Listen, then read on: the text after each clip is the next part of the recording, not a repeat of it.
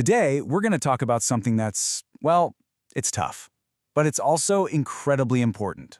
We're diving into how to communicate with a loved one who has dementia. This is all about giving you some real practical tools to help bridge that gap.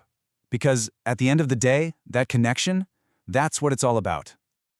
Yeah, if you're in this situation, this probably feels all too familiar, right?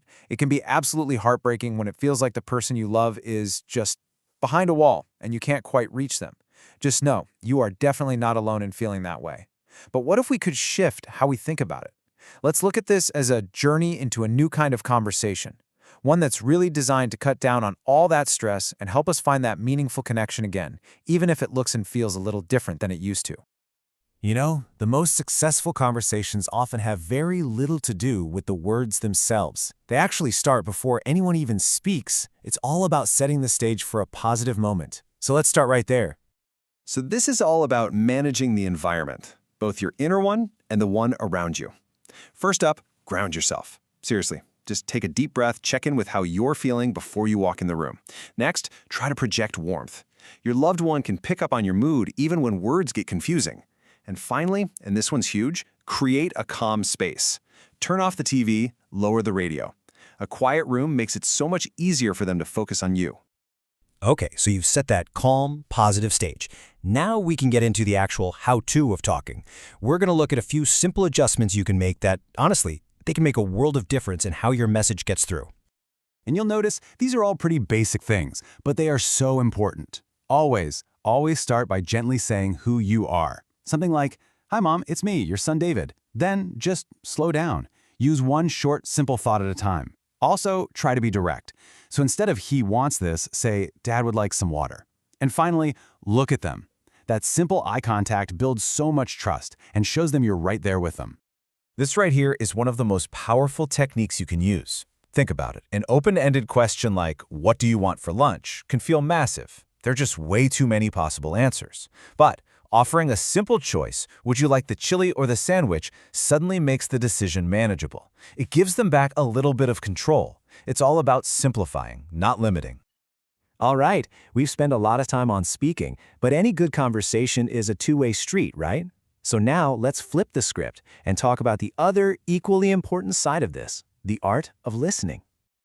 And this is the key idea right here, active listening. This is so much more than just not talking. It's about making your loved one feel truly, genuinely heard. It sends a powerful message that what they have to say matters, no matter how it comes out. So what does this look like in practice? Well, definitely do things like nod, smile, offer little bits of encouragement. And this is crucial. Give them time. Let there be silence while they search for a word. What you really want to avoid is jumping in and finishing their sentences for them. I know it feels like you're helping, but it can actually make them feel rushed or incapable. Just be patient. Let them lead the way. And this is the million-dollar question, isn't it?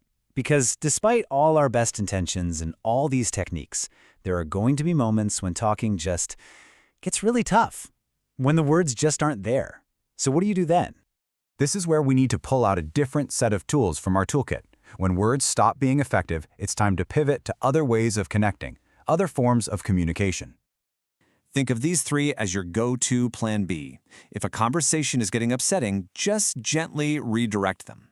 Change the subject, or suggest a simple activity, like folding laundry. For some people, writing is actually easier than speaking, so a simple note can work wonders. And please never, ever forget the power of the other senses. A gentle touch on the hand, looking through an old photo album, putting on their favorite song. Sometimes those things can say, "I love you and I'm here," louder than any words could. So, we've gone through a lot of tips and strategies and techniques, but let's just pause for a second and ask why. What is all of this for? What's the real end game for every single one of these interactions? It's about getting to the heart of it all. And this is it. This is everything. More than any perfect sentence or communication trick, the most important thing you can possibly do is just be there, be present. That shared time, the quiet moments sitting together, that feeling of just being with each other, that is the connection. That's what really, truly matters. So I'll leave you with this one simple question to carry with you. It doesn't have to be some big, long, perfect conversation.